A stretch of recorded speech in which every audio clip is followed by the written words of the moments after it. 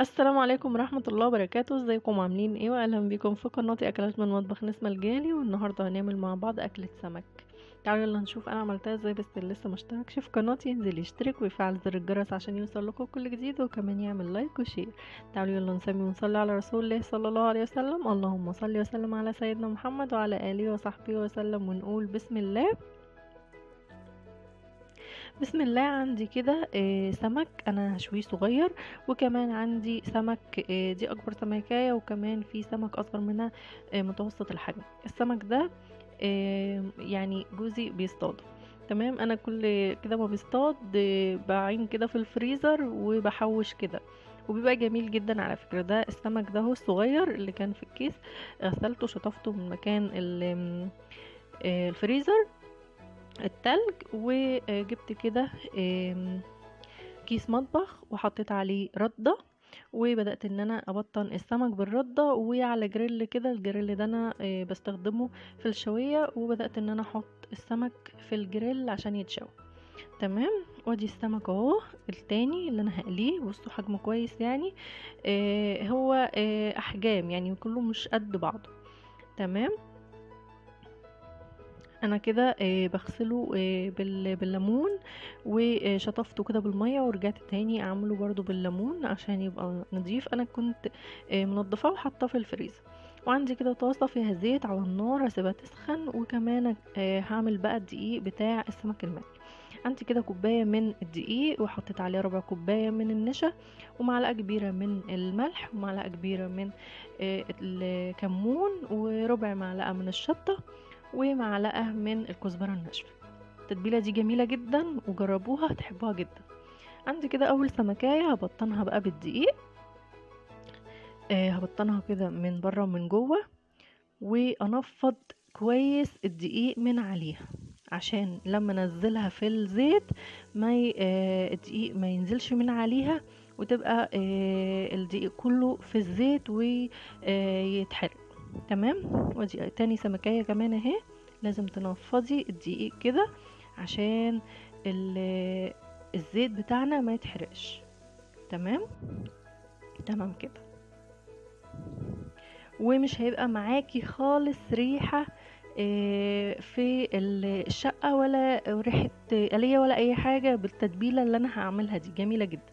ودي السمك كمان اهو. معلش في سمكتين كده انفجروا طبعا عشان هو في الفريزر وبينزل مش طازة.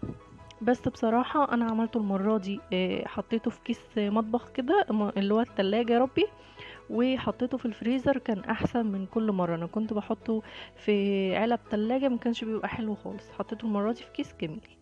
هعمل بقى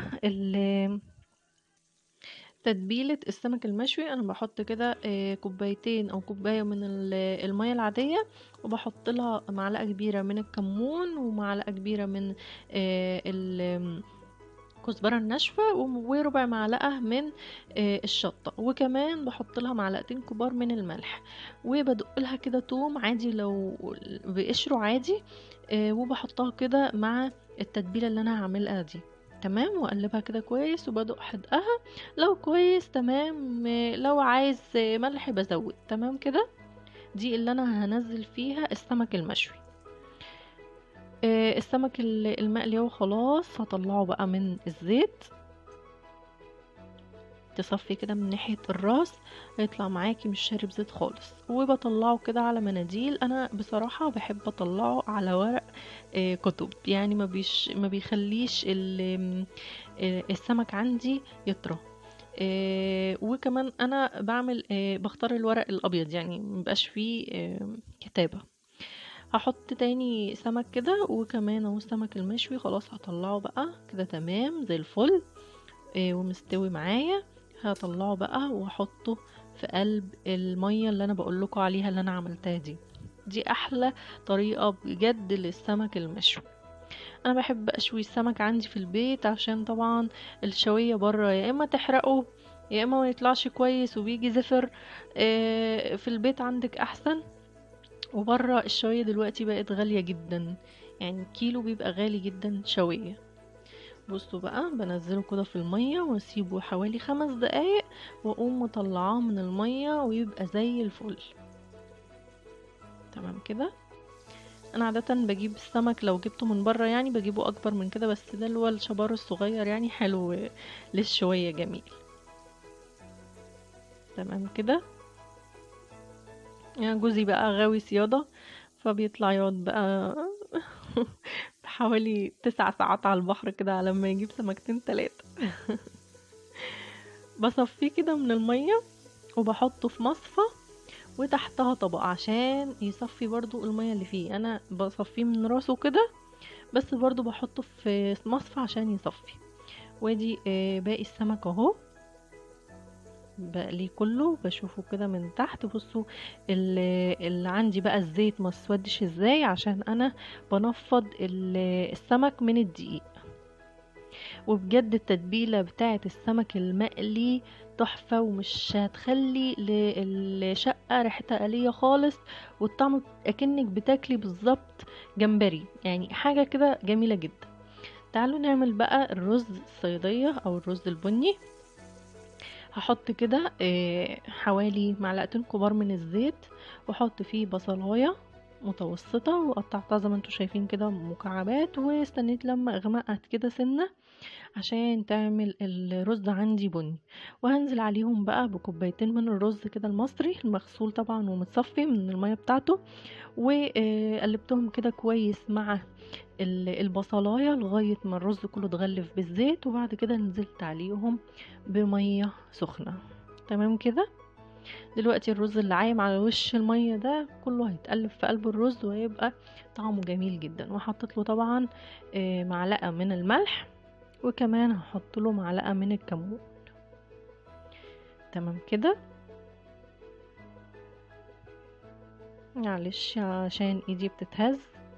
انا حطيت اهو معلقه من الكمون، وكمان معلقه من الملح. احلى رز ان شاء الله هتاكليه بالطريقه دي. نسيبه بقى يتشرب الميه بتاعته، وقبل ما يتشرب الميه خالص توطي عليه النار وتغطيه. تمام كده اهو اتشرب معايا اهو، لسه في شويه. هوطي عليه النار بقى وغطيه. البنات بقى اللي لسه ما بتدخلش المطبخ يا ريت تدخلي كده وعشان تشرفي كده اهلك قدام عريسك ان شاء الله لما تيجي تتجوزي. ربنا يفرح كل البنات يا رب ويهنيهم. انا قلبته كده والثوم فلفل ازاي وجميل. ودي كمان السمك خلص عندي، بصوا لونه بقى وشكله ومقرمش وجميل وحاجه كده تحفه جدا. وعملت كمان جنب السمك والرز سلطه بلدي. انا حطيت يا دوب بس السلطه بصل وطماطم وفلفل اخضر وفلفله وبس.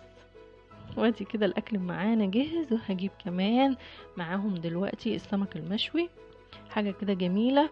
وبجد جربي السمك المقلي بالطريقه دي تحفه. افتحي كده السمكايه من النص كده من عند البطن، و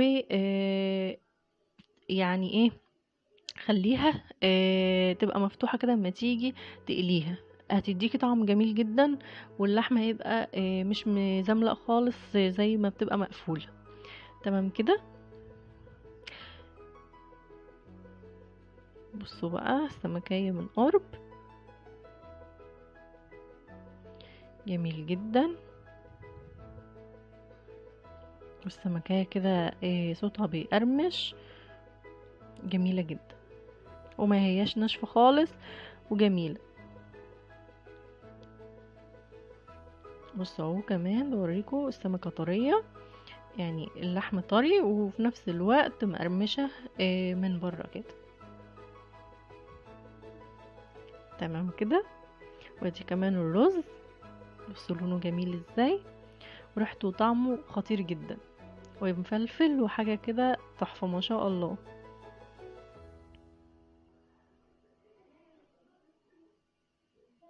وادي كمان السلطة. انا بعمل السلطة كده لو ما عنديش اللي هو الشبت او البقدونس، بعملها زي ما انتوا شايفين كده، وبرش عليها ملح وليمون بس. جميل جدا. انا كنت ناسيانه اصلا السمك المشوي، بس هجيبه دلوقتي لما كنت خلاص هقفل.